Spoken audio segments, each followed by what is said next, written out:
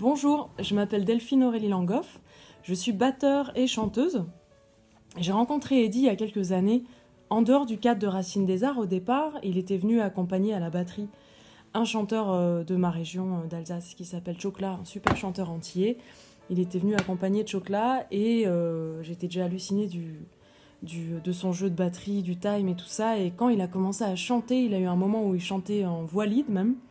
Quand il a commencé à chanter en même temps de jouer de la batterie, là je me suis dit, il faut vraiment que j'aille parler à cette personne parce qu'il a beaucoup de choses à m'apprendre. On a du coup enquillé sur un cours privé, en dehors de Racines des Arts au départ, où il m'a présenté le projet qui était en émergence, Racines des Arts.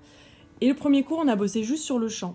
Au départ, sur la respiration, sur ce rapport, prendre conscience du corps même, quand tu chantes, quand tu respires. Après, du coup, j'ai pris un deuxième cours, dans le cadre de Racines des Arts, batterie et chant. Donc, on a retravaillé sur cet exercice de respiration. Ma grosse problématique, c'était ça, parce qu'on ne respire pas de la même manière quand on chante, quand on parle, quand on utilise la voix, que quand on joue, puisque les gestes ne sont pas les mêmes, donc c'est une histoire d'indépendance et de placement, et de beaucoup d'autres choses. Il m'a donné énormément de clés. J'ai eu beaucoup de solutions, mais je suis toujours des années après, c'était il y a 5 ans je crois, des années après, je suis encore en train de travailler ça, parce que c'est le travail de toute une vie. En fait, en un cours, il te donne tellement de clés que c'est vraiment un travail de toute une vie. D'atteindre une perfection qui n'existe pas, mais au moins, on a des clés pour pouvoir progresser. Donc voilà, si je dois citer un exercice ou quelque chose qui a eu un impact, c'est un exercice qui aurait pu paraître tout bête, mais Eddy arrive à voir chez la personne, selon la personnalité, ce qu'on pourrait faire. Et moi, c'est un exercice d'indépendance qui n'est pas technique au départ. C'est un exercice d'indépendance qui... le but, c'est donc de jouer la batterie, de considérer que c'est un instrument à part, de chanter, la voix est un instrument à part, et d'arriver, par exemple, à garder un groove à la batterie et à commencer à improviser à la voix par-dessus.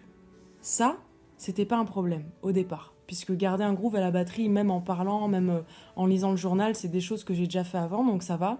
Par contre, ce qui m'a le plus appris, c'est à l'inverse. C'est là que j'ai vu que j'étais moins à l'aise aussi avec ma voix. C'est arriver de garder quelque chose à la voix, du coup, sans forcément y penser, quelque chose qui devienne complètement naturel, et faire un solo de batterie par-dessus. Là, c'était l'enfer. Je bosse encore ça aujourd'hui, des années après. Donc, dans le coaching d'Eddy, il y a quelque chose qui est vraiment personnel.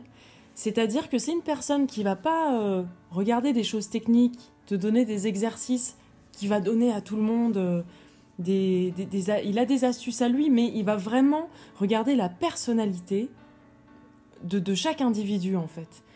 Par exemple, Eddy peut seulement... Là, par exemple, il voit comment je parle, il va se dire, elle prend pas le temps de respirer à tel moment, elle va parler très vite, elle va mâcher des mots.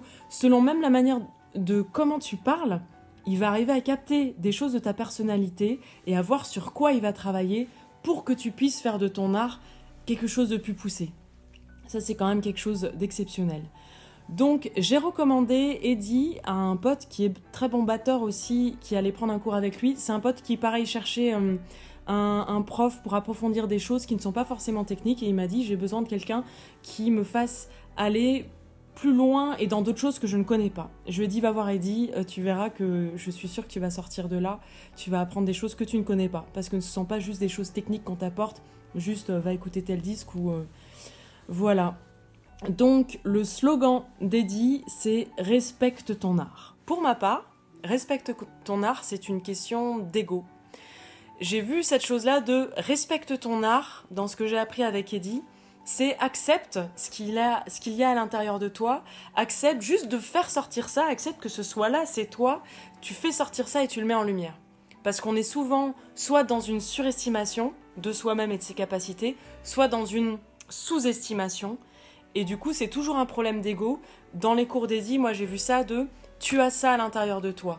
Tu penses que tu ne peux pas peindre parce que tu n'es pas peintre, mais tu as envie de peindre et tu as des choses à mettre. Même si tu gribouilles un truc, c'est quelque chose qui sort de toi, c'est quelque chose que tu mets en lumière. Apprends à partager, apprends juste à assumer, à accepter ce que tu es et à mettre ça en lumière. Voilà. Respecte ton art.